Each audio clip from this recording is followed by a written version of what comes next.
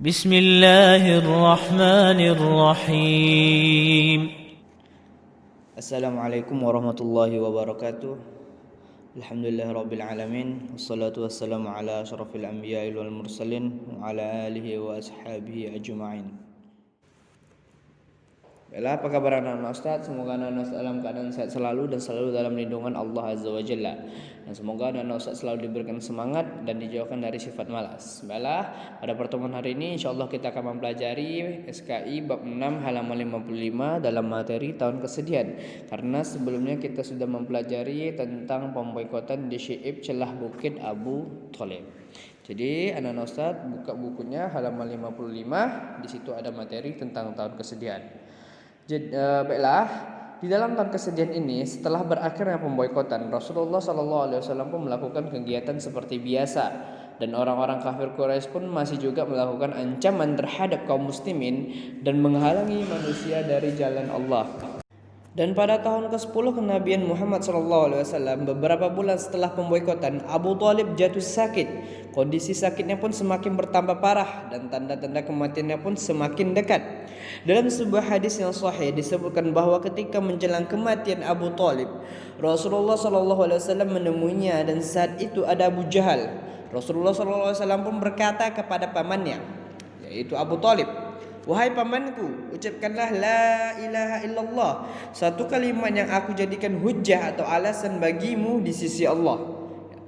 Jadi Abu Jahal dan Abdullah bin Umayyah berkata kepada Abu Thalib, "Wahai Abu Thalib, apakah engkau membenci agama Abdul Muttalib?" Ya. Keduanya tak pernah berhenti mengucapkan kata-kata ini, ya, kata-kata yang barusan mereka ucapkan tadi, ya, yang kata-katanya tersebut berbunyi, "Wahai Abu Thalib, apakah engkau membenci agama Abdul Muttalib?" Dan keduanya pun tak pernah berhenti mengucapkan kata-kata ini hingga kalimat terakhir yang diucapkan Abu Thalib adalah tetap berada di atas agama Abdul Muttalib. Jadi dia mati atau meninggal bukan dalam keadaan agama Islam. Dan Rasulullah SAW pun bersabda, "Sungguh aku akan memohon ampunan bagimu, wahai pamanku." Karena Abu Thalib ini adalah paman yang sangat baik terhadap Rasulullah SAW, walaupun dia bukan agama Islam. Maka dari itu ketika Abu Thalib menjelang kematiannya, Nabi Muhammad SAW sangat ingin memasukkan Abu Thalib ke dalam agama Islam. Akan tetapi apa? Dia mati atau meninggal bukan dalam keadaan Islam. Jadi Rasulullah SAW pun bersabda, "Sungguh aku akan memohon ampunan bagimu, wahai pamanku, selama aku tidak dilarang melakukannya." Lalu turunlah ayat, "Ma kana lin nabiyyi wal ladzina amanu yastaghfiruna lil musyrikina walau kanu uli kurba min ba'di ma tabayyana lahum annahum ashabul jahim." Tiadalah sepatutnya bagi Nabi dan orang-orang yang beriman memintakan ampun kepada Allah bagi orang-orang musyrik, walaupun orang-orang musyrik itu adalah kaum kerabatnya. Sesudah jelas bagi mereka bahwasanya orang-orang musyrik itu adalah penghuni neraka jahanam. Jadi maksud dari ayat tersebut ialah tiadalah sepatutnya, tidak harus ya bagi kita seorang muslim atau seorang yang beriman, apalagi seorang nabi, meminta ampun kepada Allah untuk kerabat kita yang bukan beragama Islam. Karena sudah jelas orang-orang yang kafir atau orang musyrik itu tempatnya di mana? Di neraka jahanam. Dan turun ayat satu lagi, "Innaka la tahdi man ahbabta walakinallaha la yahdi man yasha wa huwa a'lamu bil muhtadin." Yang artinya sesungguhnya kamu tidak akan dapat memberi petunjuk kepada orang-orang yang kamu kasihi, tetapi Allah memberi petunjuk kepada orang yang dikehendakinya, dan Allah lebih mengetahui orang-orang yang mau menerima petunjuk. Jadi Allah lah yang maha mengetahui. Dan setelah ayat tutup itu pun turun, jadi sudah jelas bahwasanya Nabi Muhammad SAW tidak boleh meminta ampunan kepada kaum kerabatnya, yaitu dia mau minta ampunan kepada Allah untuk pamannya yaitu Abu Thalib. Tapi Allah di situ melarang dalam ayat itu. Sudah jelas ya, bunyi ayatnya itu sudah jelas. Dan betapa besar jasa-jasa Abu Thalib terhadap dakwah Islam, perlindungan, pembelaan dan pertolongannya kepada Rasulullah SAW. Akan tetapi apa? Di akhir hayatnya tetap berkeyakinan atau tetap dalam agama di atas agama nenek moyangnya, dalam keadaan musyrik ya, dalam keadaan kafir.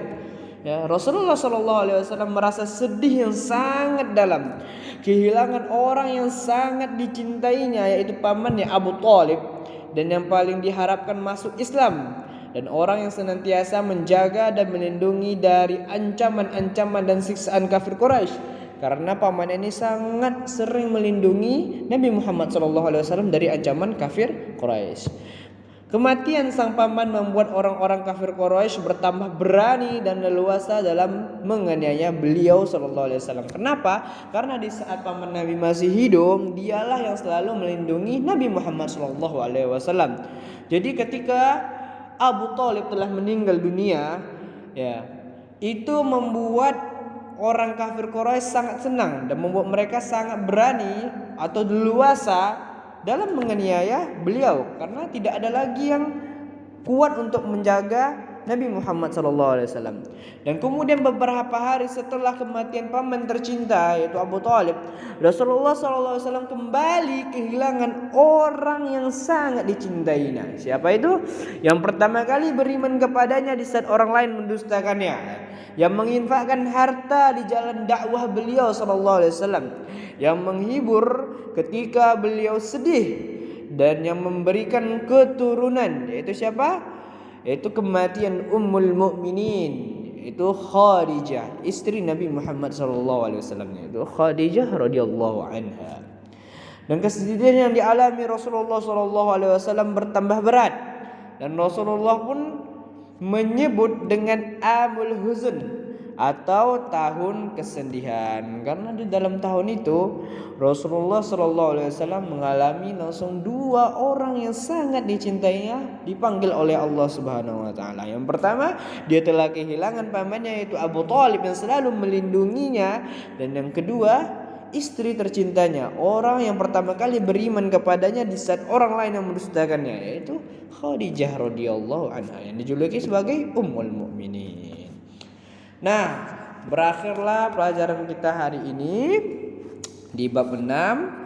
Alhamdulillah kita sudah selesai mempelajarinya. Jadi anak-anak ustadz yang harus ingat dari poin-poin pertama, dari pemboikotan Syi'ib sampai tahun kesedihan, itu Ustadz kasih rangkumannya. Yang pertama yang harus anak-anak Ustadz ingat, satu, orang-orang kafir Quraisy bersepakat memboikot Bani Hashim dan Bani Abdul Muthalib karena bekerja sama membela Muhammad SAW. Yang kedua, isi perjanjian pemboikotan tersebut yaitu larangan untuk saling menikahkan, berjual beli, berteman, bermajelis, berbicara, dan memasuki rumah-rumah Bani Hashim dan Bani Abdul Muthalib. Yang ketiga, kesepakatan dan perjanjian itu ditulis pada lembaran yang terbuat dari kulit lalu digantung pada dinding Ka'bah. Dan yang keempat, Bani Hashim dan Bani Abdul Muthalib diisolir atau dikucilkan di sebuah lembah milik Abu Thalib selama 3 tahun. Yang kelima, pemboikotan itu membuat kaum muslimin Bani Hashim dan Bani Abdul Muthalib menderita kelaparan, sangat menderita kelaparan. Yang keenam, orang-orang Quraisy terpecah menjadi 2 kelompok, ada yang setuju dan ada yang tidak atas perjanjian tersebut. Yang ketujuh, Allah mengutus rayap untuk memakan lembaran perjanjian pemboikotan tersebut.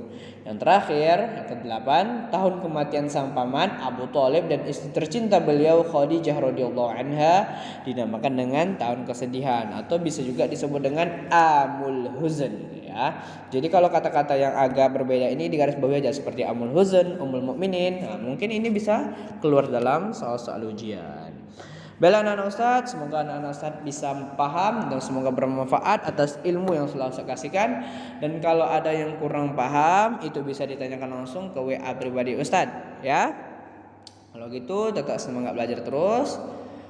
Ustadz akhiri dulu dengan doa kafaratul majlis. Subhanakallahumma wa bihamdika asyhadu an la ilaha illa anta astaghfiruka wa atubu ilaika. Assalamualaikum warahmatullahi wabarakatuh.